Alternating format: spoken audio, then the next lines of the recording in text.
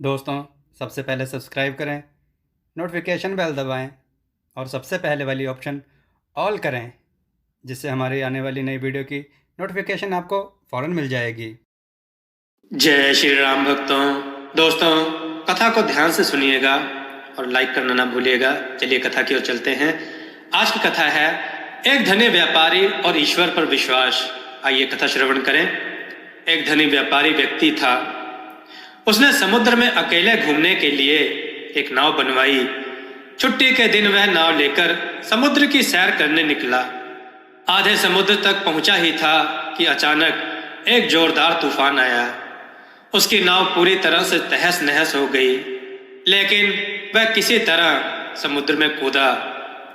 जब तूफान शांत हुआ तब वह तैरता तैरता एक टापू पर पहुंचा, लेकिन वहां भी कोई नहीं था।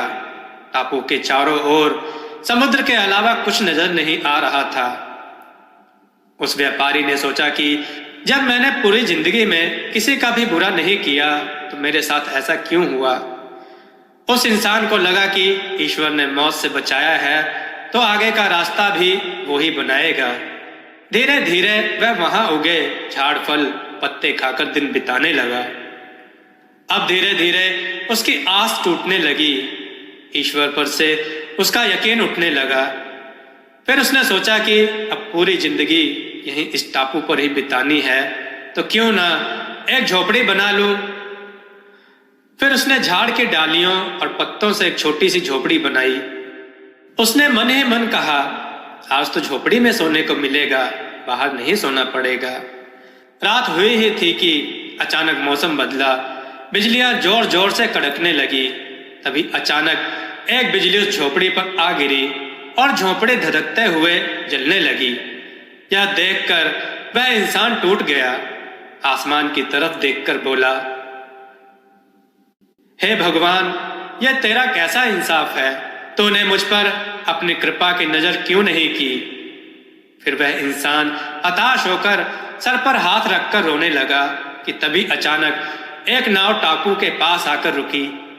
नाव से उतरकर दो आदमी बाहर आए और बोले कि हम तुम्हें बचाने आए हैं। दूर से इस वीरान टापू में जलता हुआ झोपड़ा देखा तो लगा कि कोई इस टापू पर मुसीबत में है।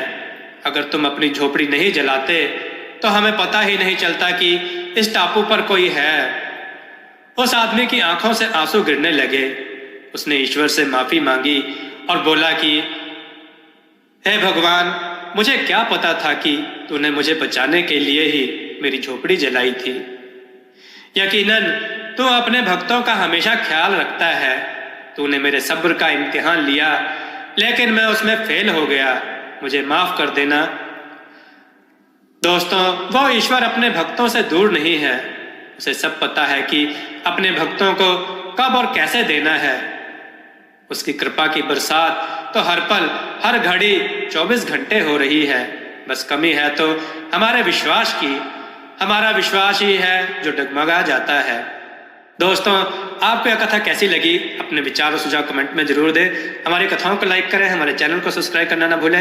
हमारी कथाओं को शेयर जरूर करें, जिससे लोगों को अच्छा ज्ञान प्राप्त हो। जय श्री राम भक्तों।